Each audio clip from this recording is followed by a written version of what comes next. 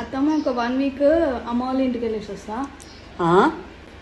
ఒక 1 వీక్ అమ్మ వాళ్ళ ఇంటికి వెళ్ళేసి వస్తా. ఏంది? ఒక 1 వీక్ అమ్మ వాళ్ళ ఇంటికి వెళ్ళేసి వస్తా. వినబడతలేదు. ఎందుకు అత్తమ్మ అట్లా చేస్తారు? వినిపిస్తలేనట్టు. నిజంగానే వినబడతలే. కావాలంటే ఇక్కడ కూర్చొని చూడు.